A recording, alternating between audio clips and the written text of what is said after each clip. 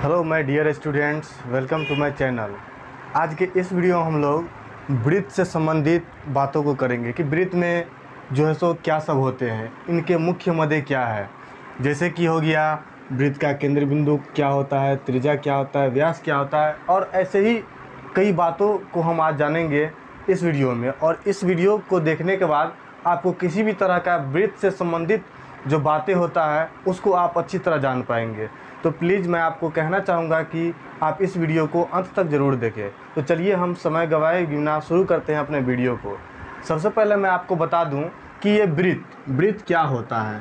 तो मैं आपको बता दूं कि हम अपने दैनिक जीवन में देखते हैं कि एक साइकिल होता है या फिर कोई गाड़ी होता है, उसका जो पहिया होता है, उसका जो चक्का होता है वो गोल होता है, रुपया होता है वो भी गोल होता है। ये सारे वस्तुएँ जो होती है उन्हीं को हम वृत्त कहते हैं, अर्थात सर्कल कहते हैं। क्लियर है दोस्तों, ये क्या है, हमारा एक वृत्त है, अर्थात वृत्त एक गोल आकृति होती है। ठीक है, अब आगे चलते हैं। मैं आपको बता दूं कि पहला पॉइंट है हमारा केंद्र बिंदु अर्थात सेंटर।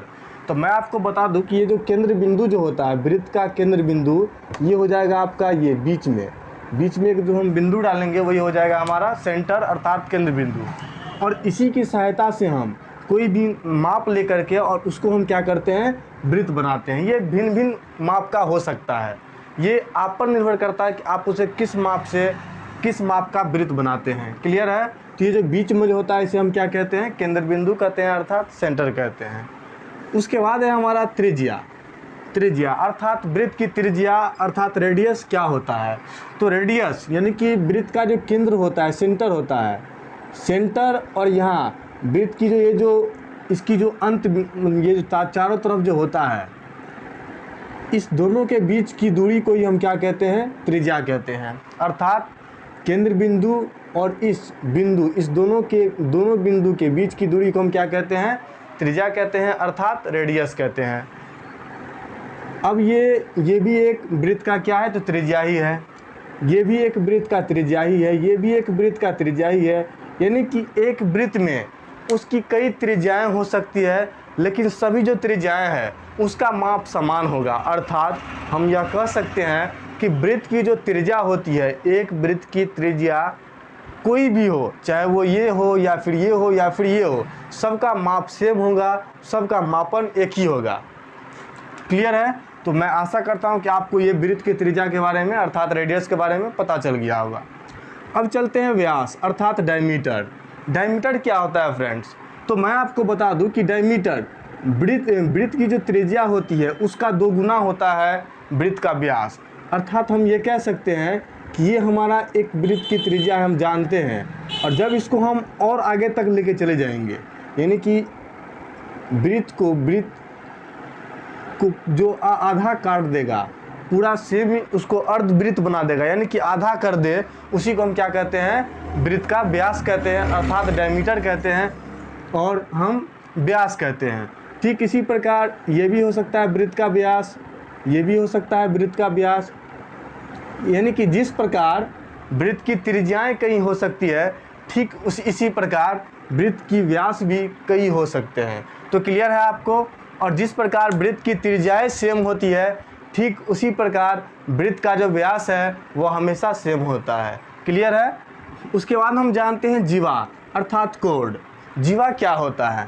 तो फ्रेंड्स मैं आपको बता दूं कि वृत्त को ज़रूरी नहीं है कि वृत्त आधा ही कटा होना चाहिए, यानी कि एक बिंदु से लेकर के दूसरे बिंदु, ऐसा कोई भी 2 बिंदु ले लेना है, वृत्त का 2 बिंदु ले लेना है जो कि वृत्त को जो 2 पार्ट में कर दे, वो हमारा जीवा कहलाएगा। तो ये भी हुआ हमारा वृत्त की जीवा, और ये भी हो जाएगा वृत्त का जीवा, ये भी हो जाएगा वृत्त का जीवा। ठीक इसी प्रकार जिस प्रकार वृत्त की त्रिज्याएं अनेक हो सकती है, वृत्त का व्यास अनेक हो सकता है, ठीक उसी प्रकार वृत्त की जीवा भी अनेकों हो सकती है। वह अर्धवृत्त भी हो सकती है और वह अर्धवृत्त से कम भी हो सकती है। हाँ, लेकिन एक कंडीशन इसमें पूरा होना चाहिए, वो ये कि वृत्त को 2 पार्ट में बांटना चाहिए। अब मैं आपको इससे संबंधित और एक बात बता दूं कि वृत्त की जो व्यास होती है, वृत्त का जो व्यास होता है वह वृत्त की सबसे बड़ी जीवा होती है। ऐसा पूछता है 10th के बोर्ड एग्जाम में ये सब क्वेश्चन पूछ देता है कि वृत्त की जो व्यास होता है उसको हम क्या कहते हैं। तो ऑप्शन में आ जाएगा सबसे बड़ी जीवा होती है। तो हम ये लिख पाएंगे कि वृत्त की जो व्यास होती है वो उसका सबसे बड़ा जीवा होता है। क्लियर है आपको? तो मैं आपको एक बात बता दूं कि आर का जो फॉर्मूला होता है, अभी हमने जाना कि यहाँ ये त्रिज्या आधा होता है और व्यास इसका दुगुना हो जाता है। यानी कि फॉर्मूला यहाँ ये निकल कर आ जाता है कि R = हो जाएगा d/2, यानी कि R जो होगा वो व्यास का आधा हो जाएगा और D जो बनेगा वह हो जाएगा हमारा 2R। यानी कि व्यास अर्थात डायमीटर त्रिज्या का दोगुना होता है और त्रिज्या जो है वह व्यास का आधा होता है, डायमीटर का आधा होता है। तो आई होप कि यहाँ तक आपको समझ में आ गया होगा। अगर मैं आपको इतना तक बता रहा हूँ, अगर कहीं आपको कोई बिंदु में मिस्टेक होता है, समझने में परेशानी होती है, तो प्लीज़ आप उसे कमेंट बॉक्स में लिखें ताकि मैं नेक्स्ट टाइम उसको रिकवर करने का कोशिश करूँ, पुनः समझाने का कोशिश करूँ। तो आई होप कि आपको ये समझ में आ गया। अब चलते हैं चाप क्या हो। अब हम बात करेंगे कि वृत्त का जो चाप होता है वो किसे कहते हैं। तो मैंने यहाँ एक चित्र बनाया हुआ है, अर्थात एक वृत्त बनाया हुआ है जिसका यहाँ सेंटर O है, एक बिंदु, एक त्रिज्या का जो एक बिंदु है वो A है और एक बिंदु जो है वो B है।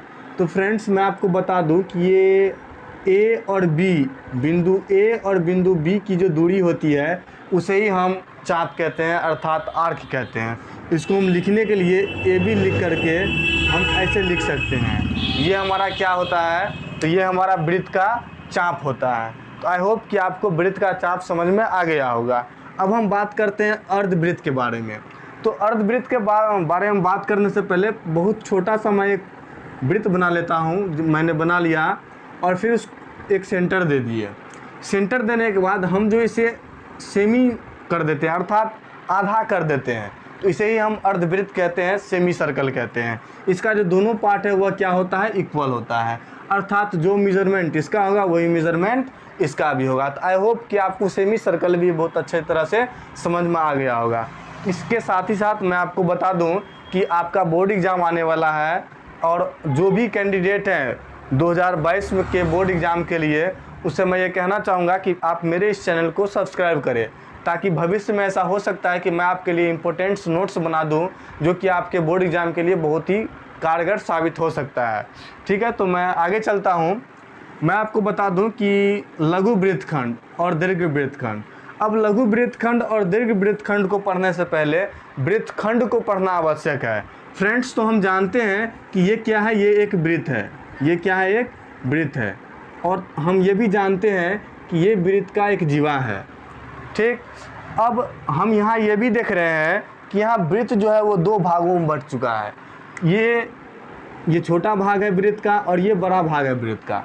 तो वृत्त को जो दो भाग में बांटता है और उसमें एक भाग छोटी होती है और दूसरा भाग बड़ी होती है। तो छोटे वाले भाग को हम लघु वृत्तखंड कहते हैं और बड़े वाले भाग को हम दीर्घ वृत्तखंड कहते हैं। तो आपको आई होप कि आपको ये भी समझ में आ गया होगा। अब हम जानते हैं त्रिज्यखंड के बारे में। फ्रेंड्स, तो इसके लिए सबसे पहले हमें और क्या करना पड़ेगा? एक वृत्त बनाना पड़ेगा, जो हमने बना दिया। उसमें एक सेंटर देना पड़ेगा, वो भी हमने दे दिया। सेंटर देने के पास हमने इसको माना था A, फिर B और OAB। ठीक है फ्रेंड्स, अब आप यहाँ देख लीजिए, ये भी वृत्त को दो पार्ट में बांट दिया है और ये भी वृत्त को दो पार्ट में बांट दिया गया है। लेकिन इसको हम कहते हैं वृत्तखंड और इसको कहते हैं त्रिज्यखंड। ऐसा क्यों? क्योंकि यहाँ सेंटर से हेल्प नहीं लिया गया है, जबकि यहाँ सेंटर से हेल्प लिया गया है। वृत्त की दो त्रिज्या पहले दी गई है और उसकी सहायता से हमें क्या किया गया है? तो वृत्त को खंडित किया गया है। तो इसके छोटे वाले जो पार्ट होता है, इसका छोटा वाला जो पार्ट होता है, इसको हम कहते हैं लघु त्रिज्यखंड और इसके बाहरी जो भी ये बचा हुआ शेष भाग है उसको हम क्या कहते हैं? वृत्त का दीर्घ त्रिज्यखंड कहते हैं। तो आई होप कि आपको लघु वृत्तखंड और दीर्घखंड और वृत्त का लघु त्रिज्यखंड और दीर्घ त्रिज्यखंड भी समझ में आ गया होगा। बच्चे इसमें कन्फ्यूज रहते हैं कि इसको हम कहें त्रिज्यखंड या इसको कहें हम त्रिज्यखंड। तो मैं आपको बता दूं कि त्रिज्या की सहायता से वृत्त को अगर खंडित किया जाए तो त्रिज्यखंड कहलाता है वृत्त का। और त्रिज्या को ध्यान में नहीं रखकर अगर हम यूं ही उसको जीवा की मदद से, कोड की मदद से अगर उसको हम डिवाइड कर देते हैं दो पार्ट्स में, जिसमें एक भाग बड़ा हो दूसरा भाग छोटा हो, तो उसको हम लघु वृत्तखंड और दीर्घ वृत्तखंड कहते हैं। तो आई होप कि यहाँ तक आपको समझ में आ गया होगा। अब चलते हैं वृत्त की परिधि।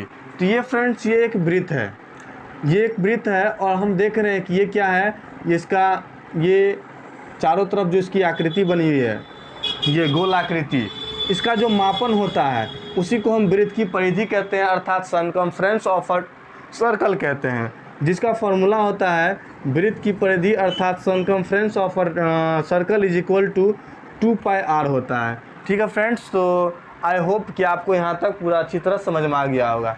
अगर फिर भी आपको कहीं कोई कन्फ्यूजन है तो प्लीज़ आप कमेंट बॉक्स में लिखें, ताकि नेक्स्ट वीडियो जो बनाऊँ तो उसको मैं ध्यान में रख करके आपके सभी कन्फ्यूजन को दूर करूँ। Thank you for watching.